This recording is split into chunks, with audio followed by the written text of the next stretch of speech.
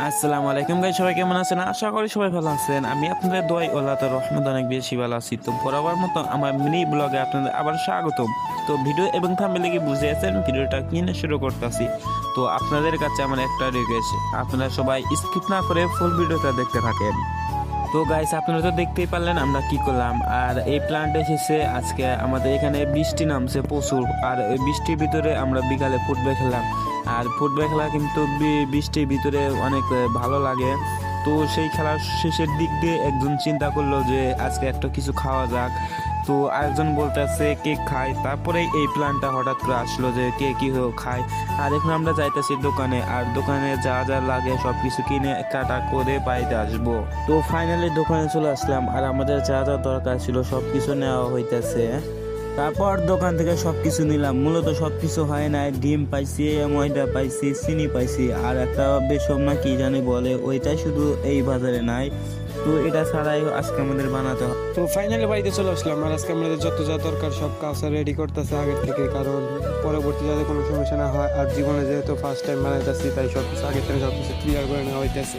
আর এইদিকে ডিমগুলো ভাঙা হইতেছে, আর এখানে ডিম আছে মোট 7টা। তারপরে ভালোভাবে ফিনিশিং দেওয়া হইতেছে, কারণ ভালোভাবে ফিনিশিং না হলে পরবর্তী আটার ময়দার সাথে ভালোভাবে মিক্স হইব না। তাই কারণে আগে ভাবে প্রায় 2 থেকে 3 মিনিট ভালোভাবে ফিনিশিংটা আগে নেওয়া হইতেছে। তারপর ময়দা ঢেলে দিলাম, আর এখন ময়দা সহ ডিম সহ দুটো একসাথে মিক্স করা হইতেছে। কারণ এখন যদি আমরা ভালোভাবে মিক্স না করি, তাহলে কত কত জায়গায় হয়তো ডিম বেশি হবে, আর না হয়তো কত কত জায়গায় ময়দা বেশি হবে। তাই কারণে কেবল ভালোভাবে মিক্স করে সব কিছু কমপ্লিট করতে হবে ভালোভাবে।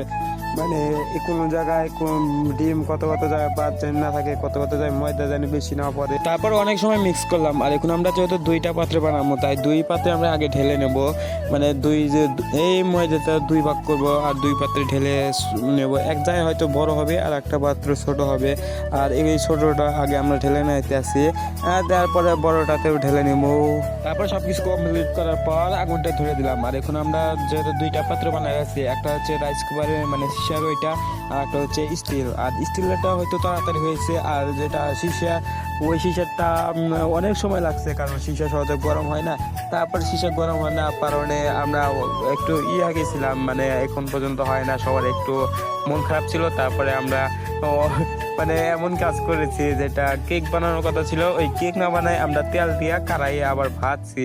মানে কেক আর পিঠা দুটো একসাথে মিক্স হয়ে গেছে।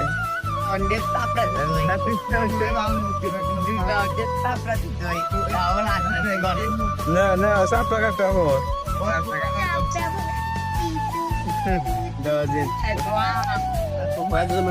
Wow, pizza burger.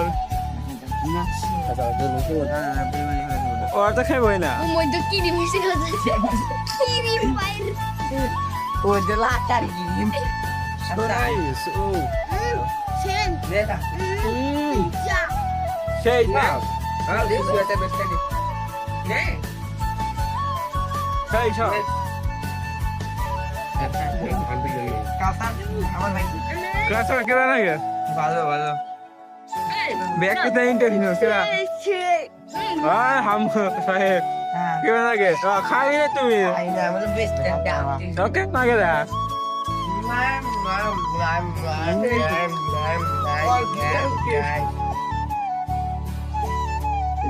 Oke, kau kata siapa bisa? Abang Alan naik kau sudah? Kita harus sudah Alan naik. Mana nonton room dah down kan? Oh, macam mana? Gua macam mana itu? এর উপরে কি আমাদের security অভাবে আমরা খুন্দি দেখি guys আপনি না আগে পিঠাটা 3 রকমের রূপ ধারণ করছে। ইতিহাস সাক্ষী নিচে আলিফ বাতাসা দেখেন আলিফ বাতাসা আছে।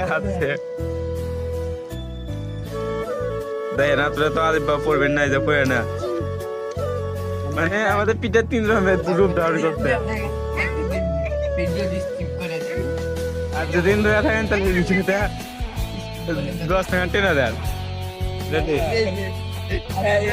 না আপনারা খাবেন চাপড়া কে চাপ লাগে কে কয়ে গেছে সাপ্লাই পিঠা বা তারপর সবাই মিলে একসাথে খাওয়া দাওয়া করলাম।